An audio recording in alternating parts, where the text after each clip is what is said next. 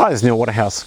So you're ready to consider starting to importing from China or any other country, but you're hesitant, as you should be, about sending money over to another country that you've never dealt with before. Firstly, you're not alone.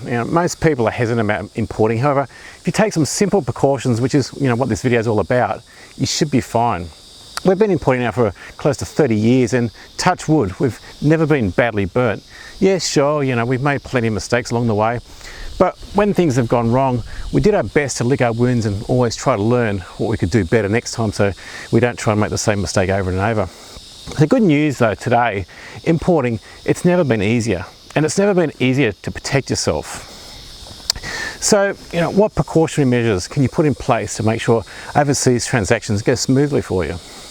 And why should anybody building an eBay, Amazon or any other e-commerce business even consider starting to import? Well, firstly, importing is all about cutting out the middleman to increase your bottom line profits. Perhaps you already have a dropship business. If you do, consider importing your top selling dropship items. It's a great place to start and a great way to increase your profits.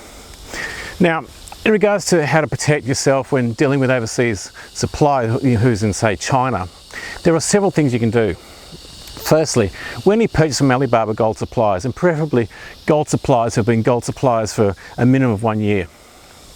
An Alibaba Gold supplier, say in China, is a supplier who's been site verified by Alibaba. Whenever you're researching a product on Alibaba, it shows you on the screen if the supplier is a certified gold member or not. And it also shows you how long they've been a gold member for. I'll put up a screenshot which will show you. I'll also put up a link where you can read more about what a gold member is.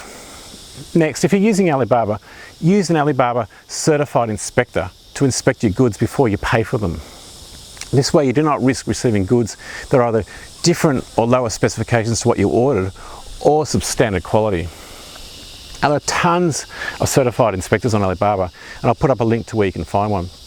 Now with inspectors, we normally get them to inspect 1 in 10. That is, if we have an order for, say, 100 pieces of an item, they'll inspect 1 in 10, i.e. 10% or 10 pieces. If the inspector discovers any quality issues in that 10%, we'll then ask them to inspect all of the goods.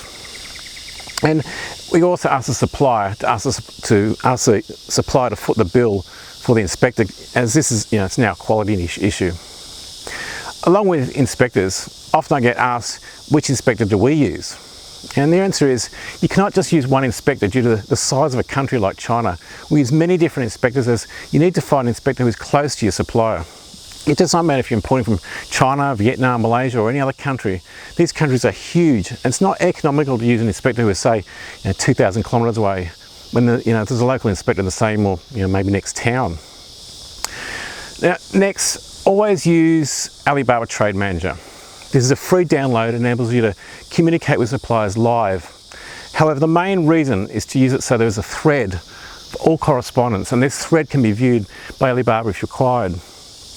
Always avoid using email or phone, as Alibaba, they will not look at your email threads, and of course with phone calls there's no thread. Alibaba Trade Manager, it's like eBay messages with eBay. You should always communicate to customers in eBay through eBay messages and not through email, as eBay, they won't get involved if you go through messages or phone. Like Alibaba, it's just the same. They'll only pay attention to what is on the eBay messages. Bottom line is, neither Alibaba or eBay will get involved. They cannot view the thread in their own systems. I'll put a link on the screen showing where you can download Alibaba Trade Manager for free. By the way, Trade Manager works with Windows, Mac, and there's also an app for smart devices, phones, tablets, etc. Next, when dealing with overseas or new overseas suppliers, consider paying via Alibaba Escrow. This way the funds are not released until the supplier, the inspector inspects the goods and clears them and says they're all okay. And also, the money's not released until you say so, so just before the item's about to be shipped, you can pay for them then. Now, Alibaba is just one search engine for finding overseas items. There are many others, including DHgate, China Sources, and many others. You can just Google them, there's tons of them. Now, I'm not saying Alibaba is better than any other. It's just what we are used to, and we've been using them since day dot.